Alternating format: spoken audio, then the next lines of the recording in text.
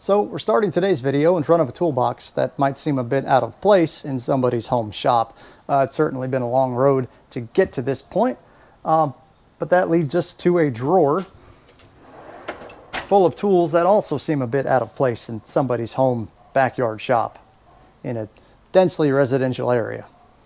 And in this particular drawer, everybody's favorite tools, myself included, pneumatic powered die grinders and cutoff tools of varying brands and quality. Some you can see have received more love over the years than others, and some are so new I haven't actually ever used it yet.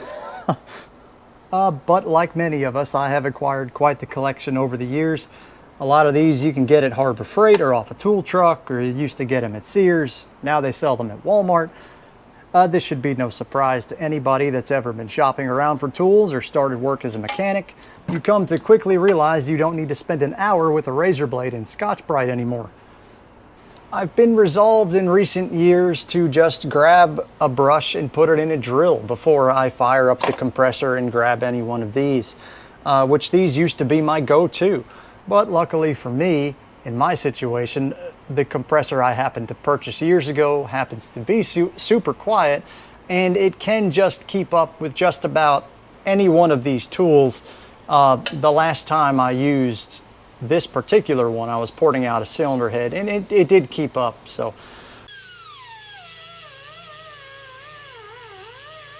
removing myself from a commercial environment and my projects getting a bit smaller, luckily for us hobbyists and do-it-yourselfers that prefer using pneumatic tools, today we're going to look at a potential solution in a whole new to me tool system for using 1/4 inch and even 1/8 inch shank attachments. And this system's technically a two-part solution to either a volume issue or a CFM issue if you don't have a compressor that can power these. So, fresh out of the box is Ryobi's new PSB-DG01 Bravo. It is the latest offering from Ryobi of a 1/4 inch chuck die grinder. There are a lot of other manufacturers, Milwaukee, even Hyper Tough. Pick a brand from Harbor Freight. They have their own version of these. There are much better comparison videos to pros and cons online of all the various models. But I chose this one for one very specific reason. I already have a ton of Ryobi batteries and a lot of Ryobi tools.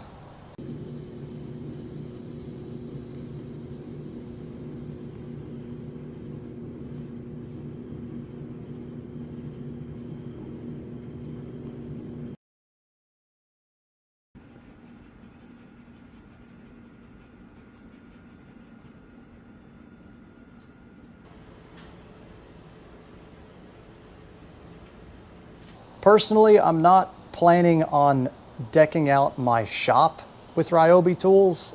They're okay, but off camera here, I do use mostly Milwaukee and Snap-on that are all pretty wore out at this point, so I'm looking for an upgrade to those two proprietaries on my own. And I'm not going to migrate Ryobi into my shop.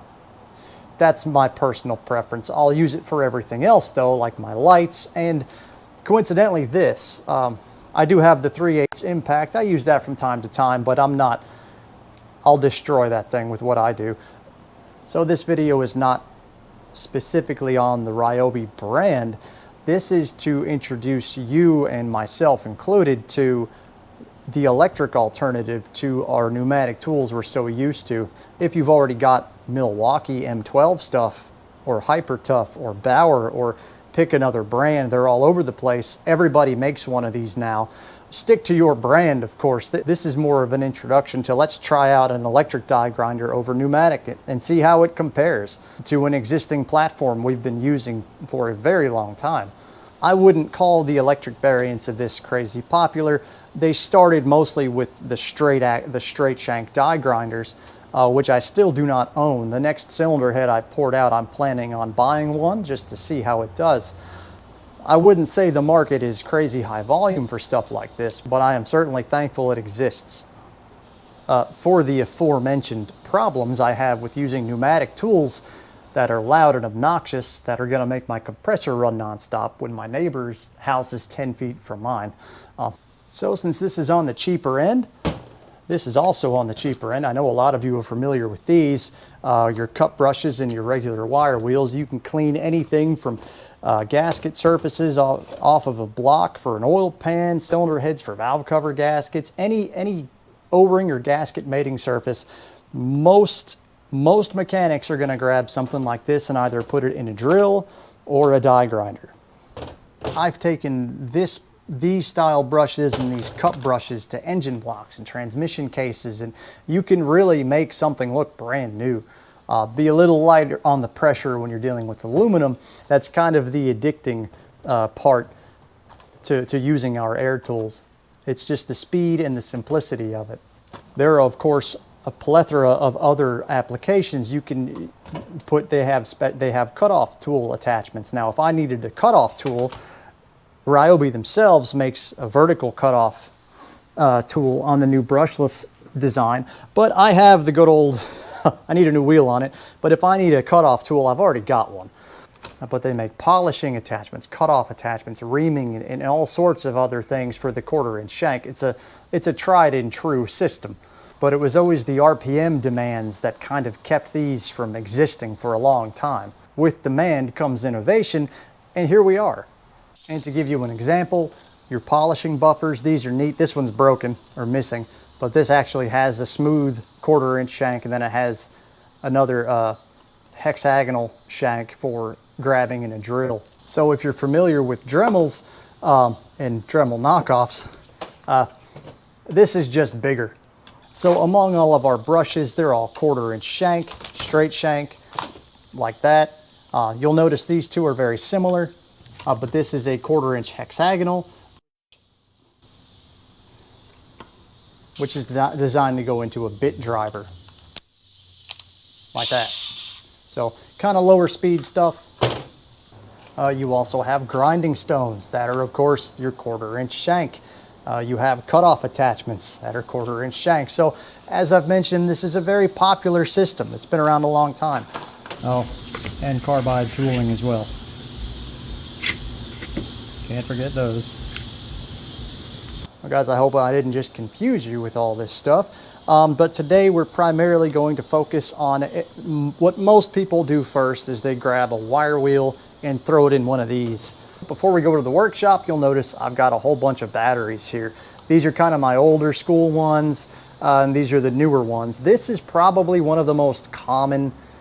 These at the moment, this is mid 2025. These are all over Ryobi days. It's the non-HP, non-plus lithium 4 amp hours. You can deep dive all the Ryobi batteries in other people's videos, but this I would say is probably one of the most common batteries you're going to find, and it is a P197, which coincidentally is what is recommended for this specific tool. It does say to use only battery packs listed in the operator's manual.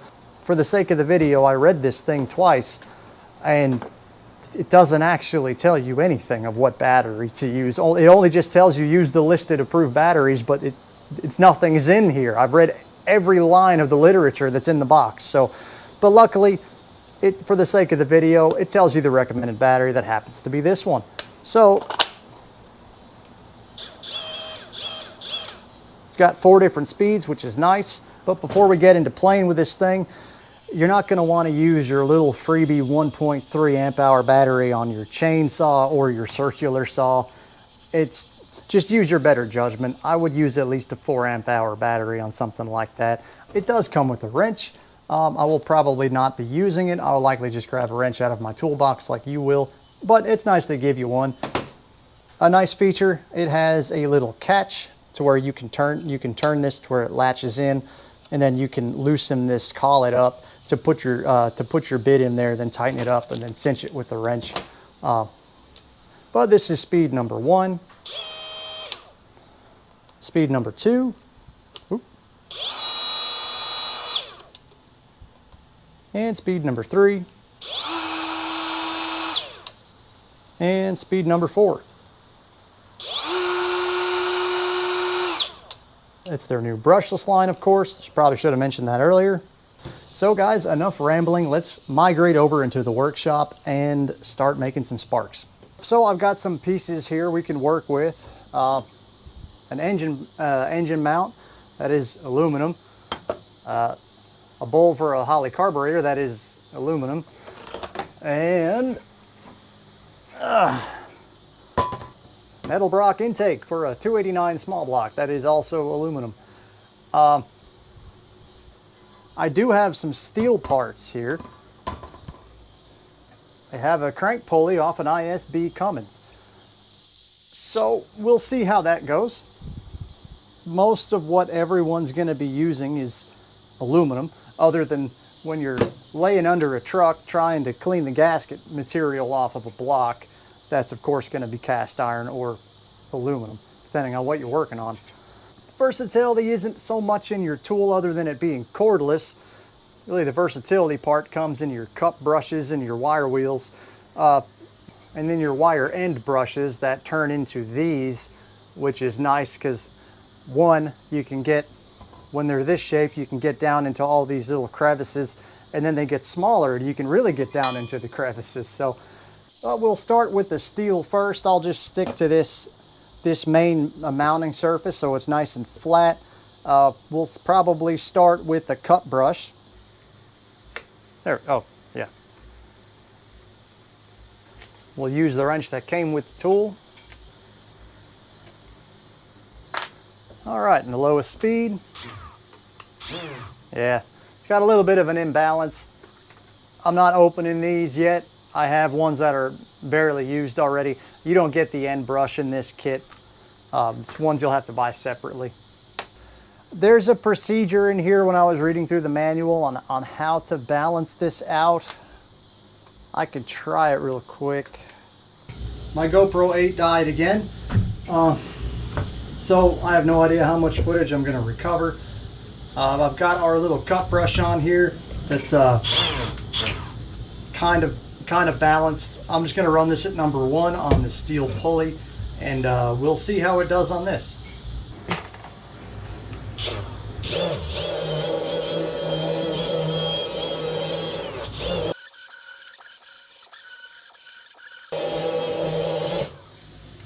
Wasn't too bad on level 1. We'll bump it up to level 2 and see how that goes. Didn't like that. Didn't like that a whole lot. I didn't like that sound. I'm not going to run it that high with this brush being so imbalanced. You get kind of used to that vibration in your wrist when you're using a 90-degree pneumatic. Not really trying to prematurely wear this thing out. Level 1 got us right where we would want to be anyway, so I'm not too worried about that. So let's move on. We'll keep it on number 1 for now with the cut brush, and we'll move on to our aluminum bowl.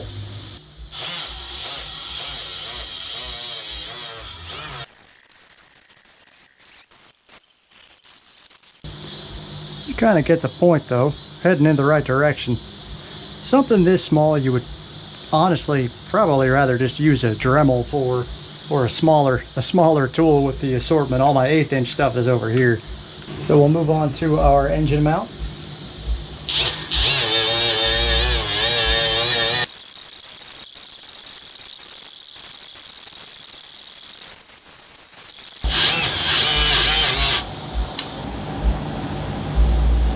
You can kind of get the idea with not a whole lot of effort. And I really like the trigger control. This is a very familiar feel of being able to control the throttle of your tool. And so far, the number 1 setting seems to be the most familiar. I have to look at the manual to see what that RPM maxes out on, but so far I don't see me needing to take this off of 1 for what I'm going to be using it for. Obviously these spots here, you would just change what tool you're using to get down in here. Of course you could go to a smaller Dremel style 1/8 inch or just put this in the sandblasted cabinet. But again, for cleaning and polishing at once, whatever you have in mind. You know, you have a before and an after. Now again, this is aluminum against steel. You want to be very gentle, but it's definitely a rewarding experience. So onto the manifold. We're down to 3 bars on the battery, and again we're going to stick to number 1. And on this one, I will change the cup brush out to the end brush to get down in here.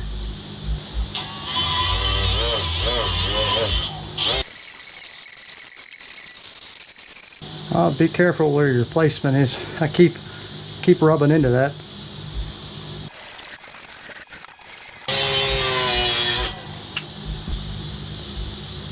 So far, so good. Before we go any further, let's get some of this gasket material off. Now this is machined flat. I almost don't want to use one of these. I would probably, even off camera, I would take my time and just Scotch-Brite this because of how clean a machined surface this is. But we'll do an inconspicuous spot. We'll go, not that you'll be able to see this installed anyway.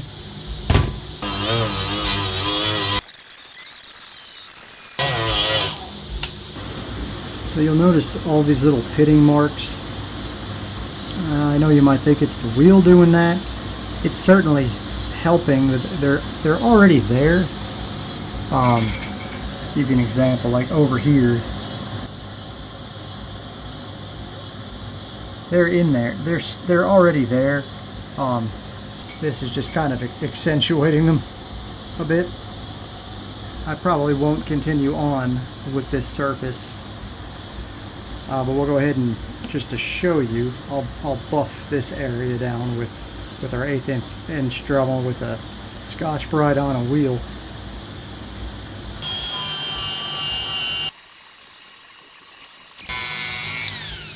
So of course an argument can be made there.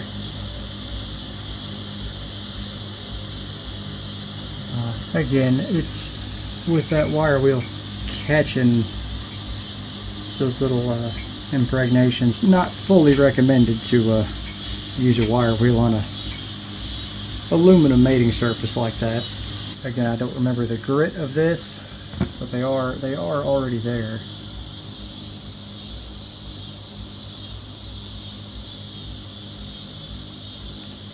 Alright, so let's see how the end brush works, getting down in here.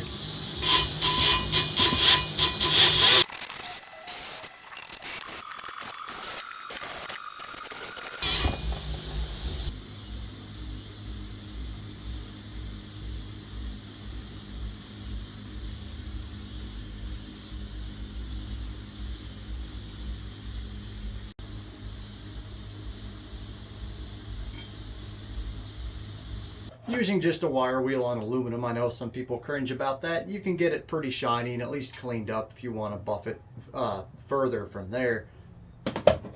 Obviously steel it worked pretty good on as well. And our nice thicker casting aluminum pieces, it does just as good of a job on that as well. And I almost forgot about these little puck discs, these little woven strand sandpaper thing. They're not sandpaper, they're just some kind of nylon. Usually you see them in 2-inch and 3-inch. The more you look around your shop, the more you notice this 1/4 inch shank seems to be everywhere. Let's go ahead and install it, and we'll find a nice fully painted spot on the car and see how well this goes.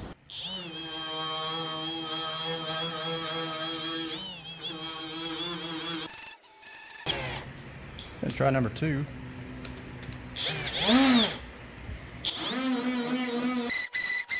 Let's take number 1.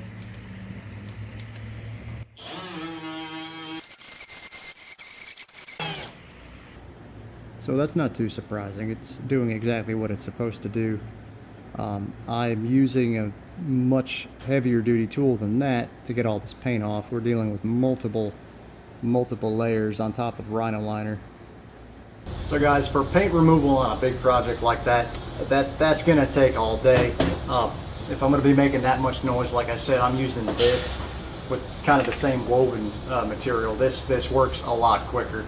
and makes a little bit more noise, but for less time. So I could spend all day putting different attachments on this and hitting up different materials, and we're going to come to the same result. I think by now you get the idea. I'm definitely impressed with what this is capable of on just the lowest setting. I will probably just leave it on the lowest setting because most of these cheap attachments aren't that well balanced to begin with, and this thing picks up a crazy vibration on anything over the first speed. So but overall, I'm happy with the performance out of it, just screwing around here in my shop. I'm definitely going to be using this moving forward, but not on the big stuff, of course. So I hope that kind of opens your eyes a little bit to the electric side of 1/4-inch tools. But about 3/4 of the way through this video, my main recording camera died on me and corrupted all the files on the SD card, so that was about 6 to 8 hours of recovery, with no guarantee I was going to get any of it back, but I did. But on the side note, my new camera will be here Wednesday, so we can look forward to some higher quality videos in the future. I've not been very impressed with my own creations lately, so we'll see how that goes. Well guys, and I hope you found this video at least somewhat useful in your own decision making for your shop and how you do things. But until then guys, thanks for watching. We'll see you on the next one.